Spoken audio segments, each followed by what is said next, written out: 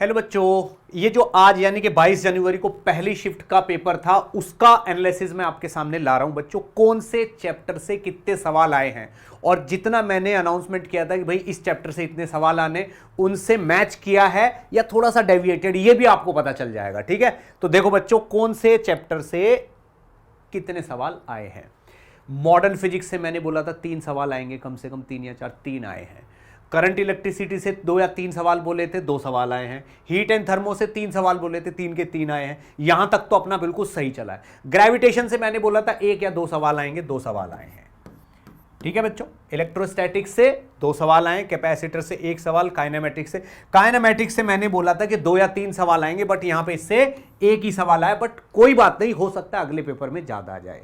ठीक है ना, 2-3 आ जाए। अभी भाई काइनेमेटिक्स में कोई 1 डायमेंशन से कुछ नहीं आया, रिलेटिव से कुछ नहीं, एक सिंगल प्रोजेक्टाइल का सवाल आया है, तो हो सकता है फिर से। सेमीकंडक्टर से 1 सवाल बोला था, 1 आया है। ठीक है, अब ऑप्टिक्स में से देखिए, मुझे ज्योमेट्रिकल और वेव ऑप्टिक्स दोनों के मिला के 3 सवाल लग रहे थे और 3 ही आए हैं। एग्जैक्ट सेम टू सेम है ये वाली चीज है। ठीक है ना, सर्कुलर मोशन का 1 सवाल आया है, सरफेस टेंशन का 1 आया, रोटेशन का 1 आया, सेंट्रोमास, वेव और यूनिट डायमेंशन के आपके 2 क्वेश्चन आए हैं। यूनिट डायमेंशन में मैं सोच रहा था 1 सवाल आएगा, बट 2 आ गए, बड़ी अच्छी बात है।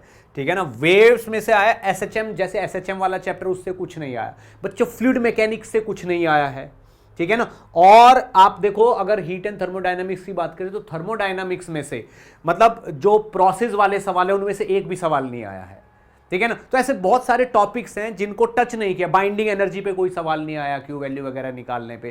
ठीक है ना, तो ये टॉपिक जो अभी इसमें टच नहीं हुए, इसका मतलब ये नहीं कि इन पे नहीं आएगा, हो सकता है अगली शिफ्ट में इन पे सवाल आ जाए।